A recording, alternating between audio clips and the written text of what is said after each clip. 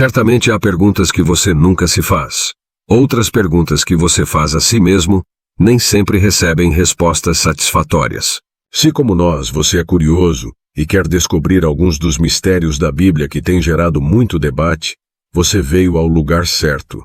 Fique à vontade, pois este momento será rico em descobertas, ensinamentos, revelações e aprofundamento da fé.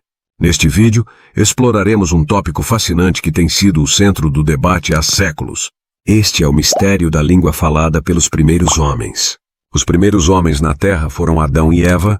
A Bíblia diz isso em seus termos em Gênesis 1, versículo 27. Assim Deus criou os seres humanos à sua própria imagem. A imagem de Deus os criou, homem e mulher os criou. A Bíblia não declara explicitamente qual língua Adão e Eva falavam. Existem, no entanto, algumas pistas e tradições que deram origem a várias interpretações. Em Gênesis 2, versículo 23, quando Adão vê Eva pela primeira vez, ele diz: "Esta é osso dos meus ossos e carne da minha carne. Será chamada mulher, porque foi tirada do homem." As palavras hebraicas para masculino ish e feminino isha soam semelhantes, o que alguns tomaram como evidência de que Adão e Eva falavam hebraico. Entretanto, esse jogo de palavras existe no texto hebraico e não reflete necessariamente a língua original falada por Adão e Eva. De acordo com algumas tradições judaicas e cristãs, Adão e Eva falavam hebraico, que eles consideravam uma língua divina dada por Deus. No entanto, estudiosos modernos reconhecem que o hebraico, como o conhecemos, só se desenvolveu muito mais tarde, por volta de 1000 AC. A ideia de uma língua adâmica, a língua falada por Adão no Éden, tornou-se objeto de especulação nos tempos medievais. Alguns pensavam que era uma linguagem divina perfeita, perdida após a queda. Outros sugeriram que pode ter sido uma protolíngua ancestral de famílias linguísticas conhecidas. Do ponto de vista linguístico, é importante notar que as línguas evoluem ao longo do tempo. Mesmo que Adão e Eva falassem uma forma de proto-hebraico, seria muito diferente do hebraico bíblico. Como uma fonte aponta, a língua adâmica teve 800 anos para evoluir para o que Noé e sua família falavam. E a língua hebraica teve mais de 300 anos para evoluir, afastando-se da língua pura que foi dada a Adão e a Noé. A história da Torre de Babel, em Gênesis 11, versículos 1 a 9, está intimamente ligada ao conceito de primeira língua. Esta história descreve uma época em que toda a terra tinha uma só língua e uma só fala. Gênesis 11, versículo 1. O que alguns interpretam como uma referência à língua original falada por Adão e Eva. A história da Torre de Babel serve como uma narrativa que explica a origem de um fenômeno, neste caso, a diversidade de línguas humanas. De acordo com o relato bíblico, a tentativa da humanidade de construir uma torre que alcançasse os céus desagradou a Deus, que respondeu confundindo a língua deles e os espalhando pela terra. Esta história está relacionada ao conceito de primeira língua de várias maneiras. Ela pressupõe uma unidade linguística original, que alguns interpretam como a linguagem de Adão e Eva.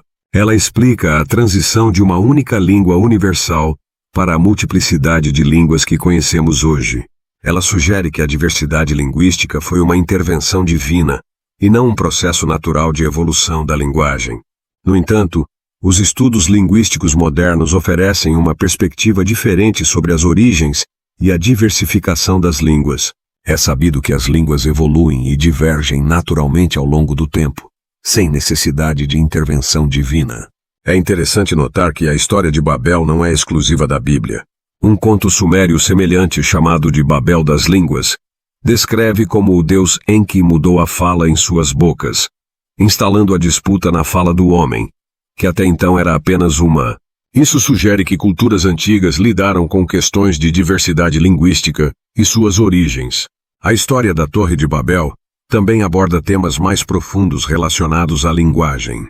Como observa um estudioso, ele reflete sobre como as línguas funcionam de maneira diferente, as limitações de uma língua em transmitir o significado de outra e a inadequação inerente da tradução. A história reconhece o poder de uma língua comum para unir pessoas e alcançar grandes feitos, ao mesmo tempo em que reconhece a realidade da diversidade linguística e os desafios que ela apresenta. Existem vários textos e tradições antigas que mencionam ou especulam sobre a linguagem de Adão e Eva, embora variem consideravelmente em suas afirmações e interpretações. Na tradição judaica, há várias referências à linguagem de Adão e Eva na literatura rabínica. O Midrash Genesis Rabbah sugere que Adão falava hebraico, que era considerado a língua sagrada. Essa ideia é baseada em um jogo de palavras no texto hebraico de Gênesis, como nomear Eva Shavá, porque ela era a mãe de todos os viventes. Alguns judeus foram além, propondo que o próprio alfabeto hebraico era divino, e que Adão usou essas letras para nomear toda a criação. O filósofo judeu medieval Judah Halevi argumentou em sua obra The Kuzari que o hebraico era a língua original dada por Deus a Adão.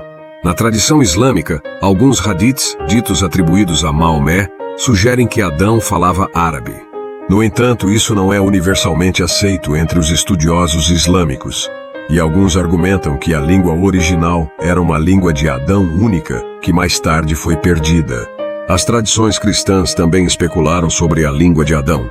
Dante Alighieri, em sua obra De Vulgari Eloquentia, argumentou que a língua original de Adão era o hebraico, mas que essa língua perfeita foi perdida na Torre de Babel. Entretanto, outros pensadores cristãos propuseram teorias diferentes. No Antigo Oriente Próximo, há mitos que abordam temas semelhantes.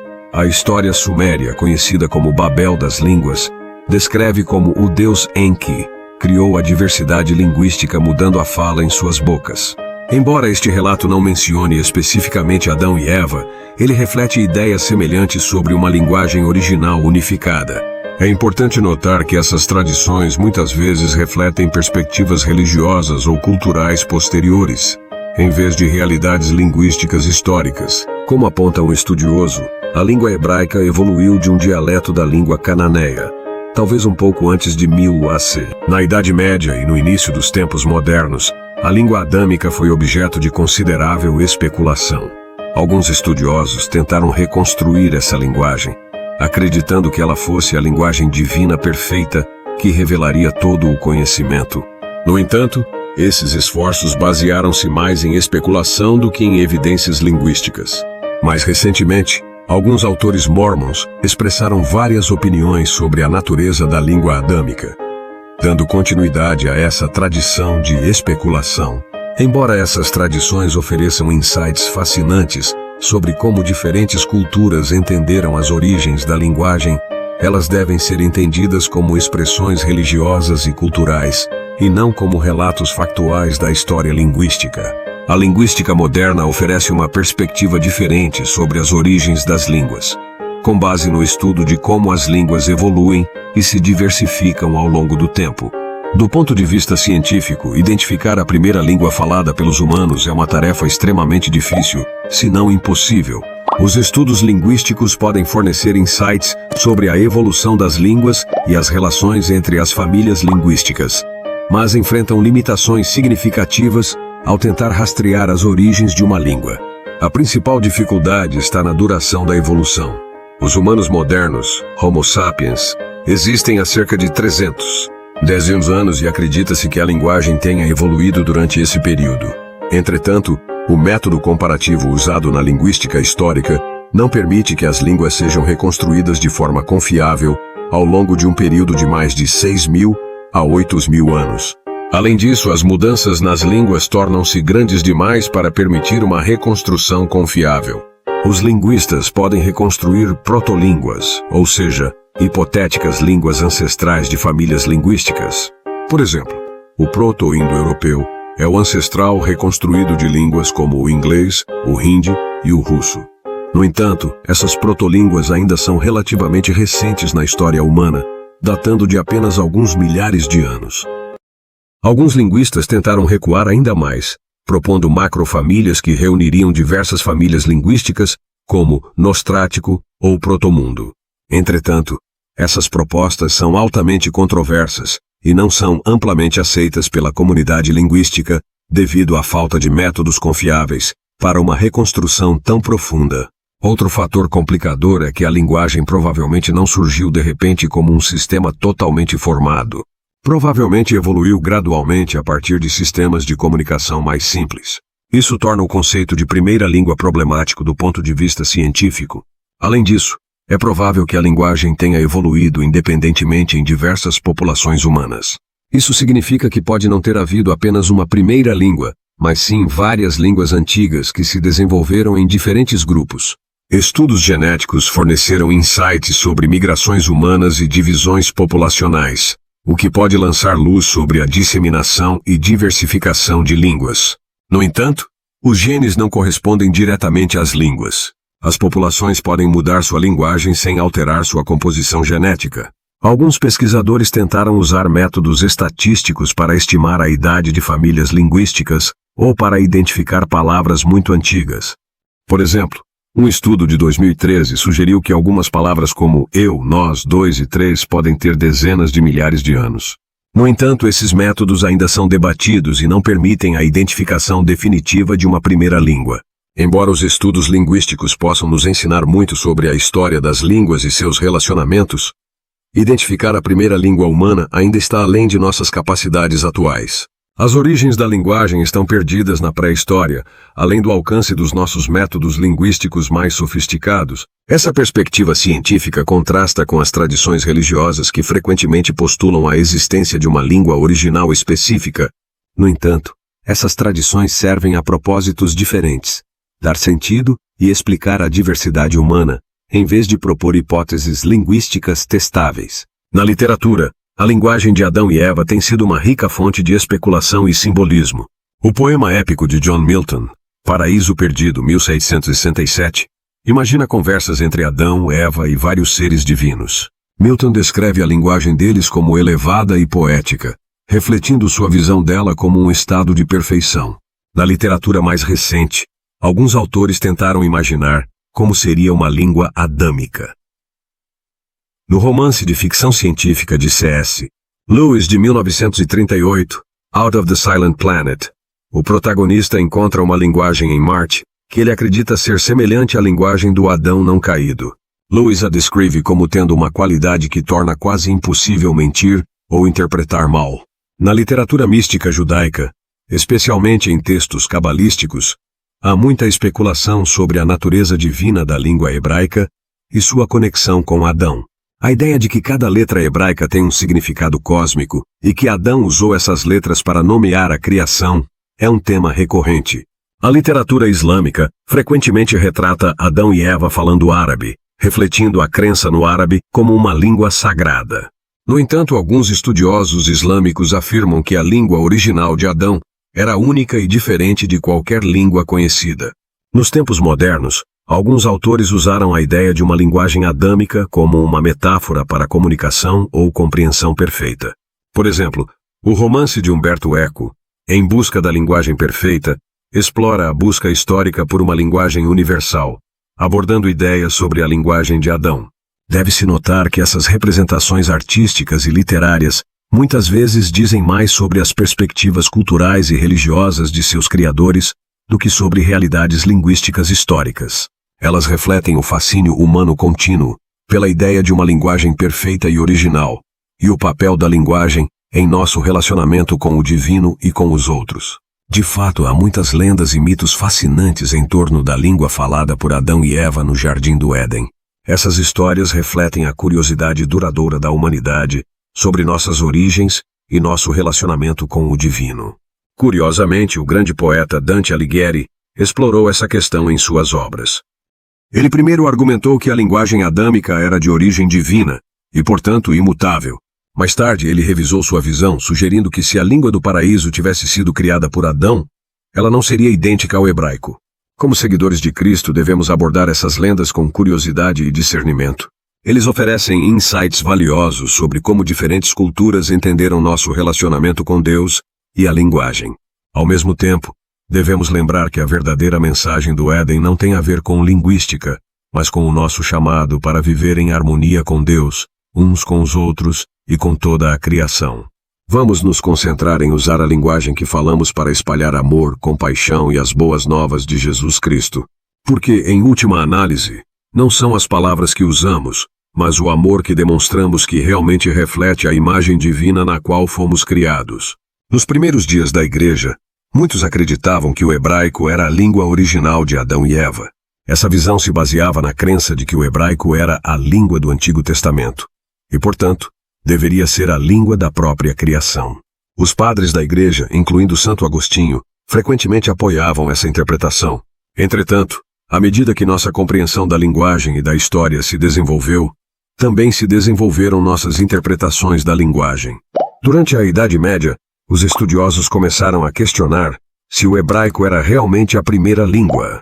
Alguns, como o médico holandês Johannes Goropius Becanus, até propuseram sua própria língua materna como candidata para o idioma original. Becanus sustentava que o dialeto holandês de Antuérpia era a língua do paraíso, acreditando que a língua mais simples deveria ser a mais antiga. O Renascimento e a Era das Explorações trouxeram novas perspectivas. À medida que os europeus encontraram diversas línguas ao redor do mundo, eles começaram a reconhecer a complexidade e a diversidade da comunicação humana. Isso levou a interpretações mais sutis da narrativa bíblica. Nos séculos 17 e 18, estudiosos como John Locke começaram a abordar a questão com mais ceticismo. Locke questiona se os nomes hebraicos dos animais mencionados no Gênesis realmente testemunham um conhecimento especial de sua natureza, como se acreditava até então. O desenvolvimento da linguística comparada no século XIX transformou ainda mais nossa compreensão. Pesquisadores começaram a reconstruir protolínguas e a explorar as relações entre diferentes famílias linguísticas. Essa abordagem científica levou muitas pessoas a ver a ideia de uma língua única e original como mais metafórica do que literal. Nos tempos modernos, as interpretações se tornaram ainda mais diversas. Alguns veem na história de uma linguagem primordial uma bela alegoria da unidade humana e da nossa origem divina comum. Outros interpretam isso através das lentes da ciência cognitiva, explorando como a própria linguagem molda nossa compreensão do mundo e nosso relacionamento com Deus. Vamos nos concentrar em usar nossas próprias línguas, sejam elas quais forem, para promover a compreensão, espalhar compaixão e glorificar a Deus. Pois na diversidade das línguas humanas, vislumbramos a infinita criatividade do nosso Criador. Muitas tradições atribuem qualidades perfeitas ou divinas à linguagem adâmica. É frequentemente descrita como uma linguagem de clareza e poder inigualáveis, refletindo a conexão direta entre a humanidade e Deus no Jardim do Éden. Alguns acreditam que nessa linguagem primordial, palavras e realidade estavam perfeitamente alinhadas. O místico do século XVI, John Dee, chamou essa linguagem de fala angelical ou celestial, sugerindo que ela possuía propriedades que transcendiam a comunicação humana comum. Ele acreditava que essa era a linguagem usada por Adão para nomear todas as coisas no paraíso, o que implica uma profunda conexão entre a linguagem e a natureza da própria criação. Outro atributo frequentemente associado à linguagem adâmica é sua universalidade. Antes da confusão de línguas na Torre de Babel, descrita no Gênesis, toda a humanidade falava uma única língua. Isso levou alguns a especular que a língua original continha as sementes de todas as línguas futuras, uma espécie de DNA linguístico, do qual todas as outras línguas evoluíram. Algumas tradições sugerem que a linguagem adâmica tinha o poder único de transmitir a verdade. De acordo com essa visão, o engano ou o mal-entendido teriam sido impossíveis no Éden, porque a própria linguagem era um veículo perfeito para expressar a realidade da criação de Deus. O movimento dos santos dos últimos dias tem especulações particularmente ricas sobre a língua adâmica. Alguns de seus primeiros líderes alegaram ter recebido revelações sobre as palavras dessa linguagem divina. Eles a descreveram como pura e imaculada, sugerindo que ela possuía qualidades que a tornavam superior a todas as outras línguas. De uma perspectiva mais mística, alguns propuseram que a linguagem adâmica não se limitava à comunicação verbal. Poderia ter incluído elementos do que hoje chamaríamos de telepatia, ou um compartilhamento direto de pensamentos e emoções, refletindo a conexão íntima entre Deus, os humanos e toda a criação no Jardim do Éden. Entretanto, ao considerarmos essas ideias fascinantes, devemos lembrar que a linguagem em todas as suas formas é um presente de Deus destinado a nos aproximar dele e uns dos outros. A verdadeira linguagem adâmica que somos chamados a falar é a linguagem do amor, da compaixão e do serviço aos outros. Vamos nos concentrar em usar qualquer idioma que falamos para construir pontes de entendimento, confortar os enlutados e espalhar a alegria do Evangelho. Pois ao fazer isso, participamos da criação contínua do reino de Deus, onde todos serão compreendidos e unidos no amor. Em nossa época, somos chamados a continuar esta tradição de usar a linguagem, qualquer que seja a língua que falamos, como um meio de nos aproximarmos de Deus e uns dos outros. Esforcemo-nos por falar palavras de amor, verdade e reconciliação, pois ao fazê-lo ecoamos a palavra divina por meio da qual todas as coisas foram feitas. A linguagem do Éden, seja ela qual for, representa a comunhão original e ininterrupta da humanidade com Deus. Nossa tarefa não é reconstruir essa linguagem hipotética, mas lutar por essa mesma proximidade com nosso Criador. A diversidade de línguas que observamos hoje pode ser entendida como um reflexo da riqueza da cultura humana e da infinita criatividade de Deus. Cada idioma oferece uma maneira única de expressar a experiência humana e nosso relacionamento com o divino. Vamos nos concentrar em usar nossas próprias línguas, sejam elas quais forem, para promover a compreensão, espalhar compaixão e glorificar a Deus. Porque no final, a linguagem mais importante não é a linguagem das palavras, mas a linguagem do amor, uma linguagem que transcende todas as barreiras e nos aproxima do coração de Deus. À medida que continuamos nossa jornada de fé, lembremo-nos de que nosso objetivo final não é falar a linguagem do Éden, mas viver de tal maneira que nossa própria vida se torne uma linguagem de amor, falando claramente da presença de Deus em nossa vida-mundo.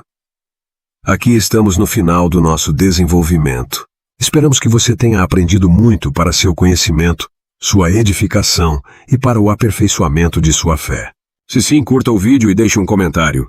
E acima de tudo, se você ainda não o fez, inscreva-se e ative o sininho para estar sempre conosco em nossas jornadas de conhecimento, edificação e revelação.